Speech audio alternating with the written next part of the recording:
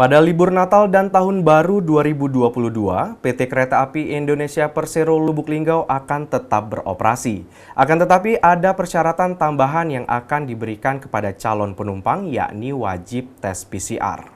Saat Natal dan Tahun Baru 2022, para pegawai KAI juga akan bertugas di posko yang berada di berbagai daerah. Posko tersebut bertujuan untuk memastikan pelayanan berjalan dengan lancar dan protokol kesehatan diterapkan secara disiplin, serta memastikan sarana dan prasarana kereta api dalam kondisi baik. Kepala PT KAI Persero Kota Lubuk Linggau, Martin, mengatakan untuk penumpang kereta saat Nataru nanti akan menerima persyaratan tambahan, antara lain penumpang di usia 17 tahun harus divaksinasi dosis kedua. Jika belum lengkap maupun dikarenakan alasan medis, maka tidak dapat melakukan perjalanan dan menunjukkan hasil negatif PCR 3 kali 24 jam atau rapid test antigen 1 kali 24 jam. Usia 12 sampai 17 tahun harus vaksin minimal dosis pertama. Jika belum dapat divaksin dikarenakan alasan medis, dapat menyertakan surat keterangan dari dokter spesialis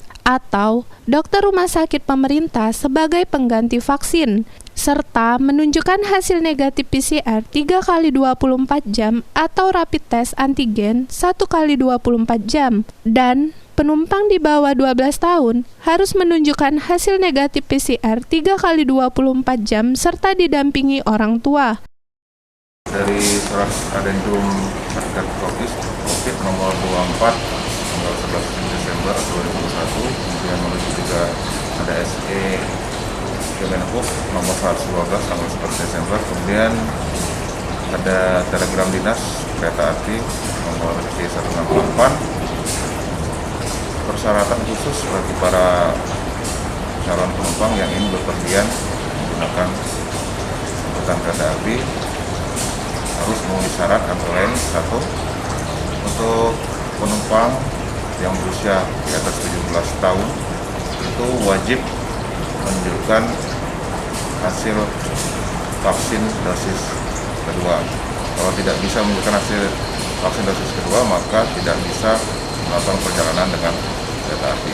Kemudian untuk penumpang usia 12 sampai dengan 17 tahun itu dapat melakukan bepergian dengan menggunakan kereta api dengan menunjukkan surat vaksin dosis pertama, atau karena ada kepentingan khusus medis tidak bisa menunjukkan hasil vaksin, boleh melakukan perjalanan dengan menunjukkan surat keterangan dari kesehatan dari dokter spesialis pemerintah atau dari spesialis